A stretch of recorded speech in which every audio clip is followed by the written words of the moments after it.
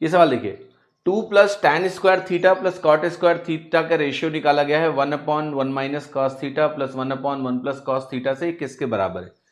चार ऑप्शंस हैं, चारों ऑप्शंस वेरिएबल हैं। अब वेरिएबल जब ऑप्शंस होते हैं बेटा तो थीटा की वैल्यू रखने से मैं मना करता हूं, क्योंकि इसमें दो प्रॉब्लम्स हैं। पहला, क्वेश्चन में थीटा रखना है, फिर चारों ऑप्शन में रखना है, और ऐसा थीटा रखना है कि दो ऑप्शन सेम ना हो रहे हो, तो ये रिस्क है एग्जाम में। ठीक है, तो ऐसे सवालों को कन्वेंशनली करना भी सीखो। जैसे ये जो टर्म दिया हुआ है आपको, मैं कुछ मजेदार बात बताऊं, ये जो टर्म आपको दिया हुआ है 2 plus tan square theta plus cot square theta, ये tan theta plus cot theta का होल स्क्वायर है, राइट।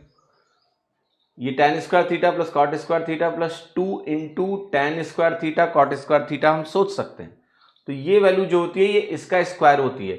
इसको एक तरीके से और भी देख सकते हो आप, 1 प्लस tan स्क्वायर थीटा को आप सेक स्क्वायर थीटा लिख दो, जो एक बचा है वो कॉट स्क्वायर थीटा को दे दो, तो वो वैल्यू कोसेक स्क्वायर थीटा बन जाएगी। और मजेदार बात क्या है बेटा कि sec square theta plus cosec square theta की जो वैल्यू होती है ना, वो क्या होती है, वो सेक स्क्वायर थीटा,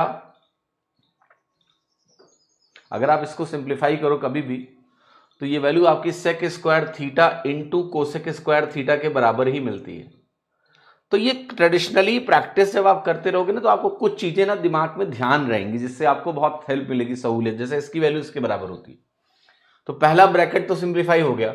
अब दूसरे ब्रैकेट को सिंप्लीफाई करने में कोई बड़ा काम नहीं है, क्योंकि जैसे ही आप दूसरा ब्रैकेट देखोगे और आप कहोगे कि मैं नीचे 1 माइनस कॉस स्क्वायर थीटा लिख सकता हूं एलसीएम लेके, 1 minus cos theta into 1 plus cos theta, और ऊपर आ जाएगा आपका 2। तो ये वैल्यू है 2/1 माइनस कॉस स्क्वायर थीटा, यानी 2 साइन स्क्वायर थीटा, और 2 साइन स्क्वायर थीटा होता है 2 कोसेक स्क्वायर थीटा, एक तरह से। ठीक है, अब जो रेशियो लेना है वो ले लो। तो एक पार्ट तो बन रहा है आपका sec square theta into cosec square theta, और दूसरा पार्ट आपका क्या बन रहा है, twice of cosec square theta. तो ये वैल्यू आपकी बन जाएगी सेक स्क्वायर थीटा बाई 2। अब आंसर आपका आ जाएगा सी। ठीक है, अब एक चीज देखो सवाल में, एक चीज है कि वैल्यू पुटिंग यहां थोड़ा सा सिंपलर है। अगर आप करना चाहो, अगर आप थीटा को 45 डिग्री रखो, तो देखो ये वैल्यू तो हमारी बन जाएगी 1/4, 1/2/2 1/4।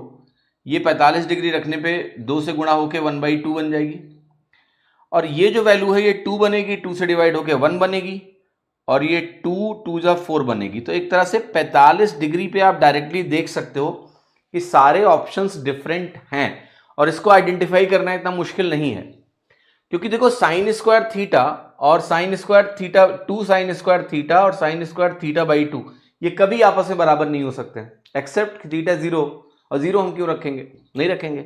ऐसे ही ये दोनों वैल्यूज कभी बराबर नहीं होंगी, है ना, क्योंकि ये बाई 2 है, ये इंटू 2 है। तो थीटा बराबर 45 डिग्री रख के अगर आप चेक करो तो आपको डायरेक्टली दिख जाएगा कि वैल्यू सारी अलग अलग हैं।